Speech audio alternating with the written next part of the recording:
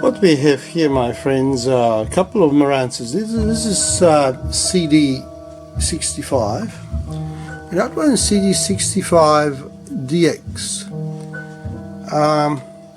The DX one I just bought, and it's almost in pristine condition with a couple of tiny scratches, perhaps one also tiny one on the cover, and that's just about it.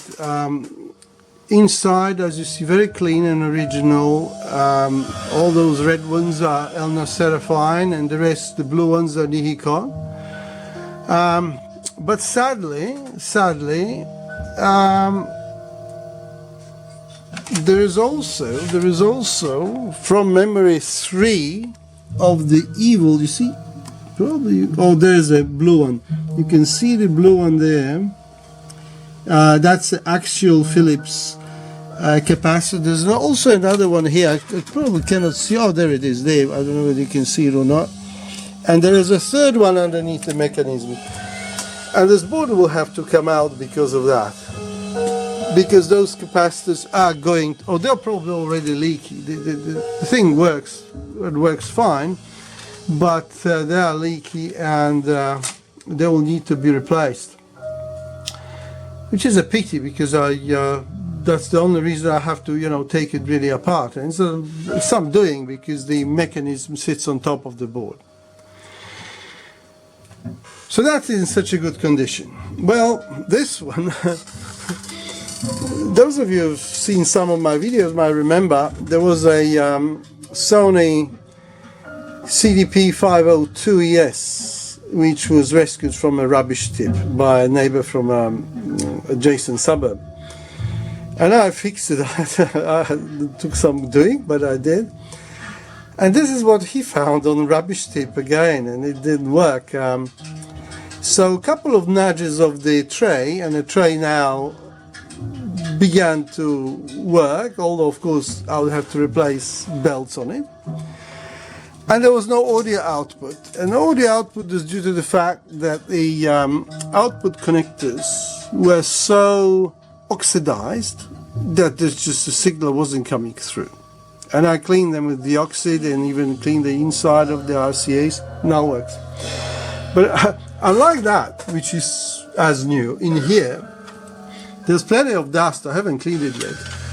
There is mold even on top of there and in here. But, it still works. And it still works even though somebody had a good go at modifying it. You see, obviously those capacitors are not the original ones. And, there's one capacitor there horizontal, which is Elna Seraphine, that you should find in that player. But, obviously the sort of, you can see they're glued together there. And it's strange, somebody, obviously DIY, was replacing those capacitors, presumably to get a better sound. But there you go. He left all those Philips axial capacitors that I talked about in the other unit. And these are probably so leaky that it's amazing that the damn thing still works. So, I don't know if I'm gonna actually work on this.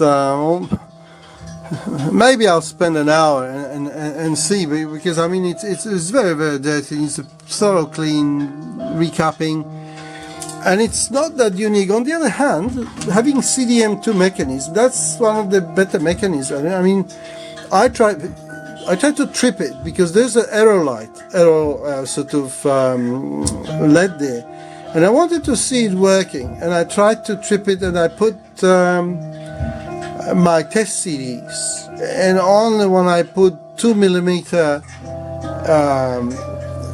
painted dot on it, it actually showed up error. Other than that, it played through everything. The headphone pot is of course very crackly, but The tray is not as nice. It's a bit, plasticish, flimsy. But, hey, it loads and reads fast, and it keeps beautifully. You can do anything with it. It will play. And as any good Philips swing arm, it will just go there immediately to the track. So these are like, Toyota likes to believe that Toyota Hilux be indestructible. These are pretty much indestructible, those Philips ones. So if you ever see one that doesn't behave well, replace the loader belts and get rid of all of those Philips axial capacitors. You might actually have to take the mechanism out and check for them underneath, because there will be some more. Obviously you have to do it anyway because the belts, you got to replace the belts. What I've also noticed that this particular unit, I think suspension, you say, maybe it's supposed to be that way, but in here I think suspension might have collapsed. But you see, even with that rough treatment, it still works fine. So it might be that some of the rubber bushes have perished. I'll have to check that out. But I mean, these are pretty damn good players considering the age, and these are not sort of high end. They're just properly made as they did them in those days. Well, thank you very much, and till the next one. Bye bye.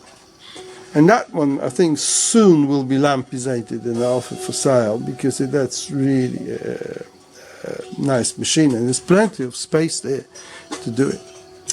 Okay, bye bye.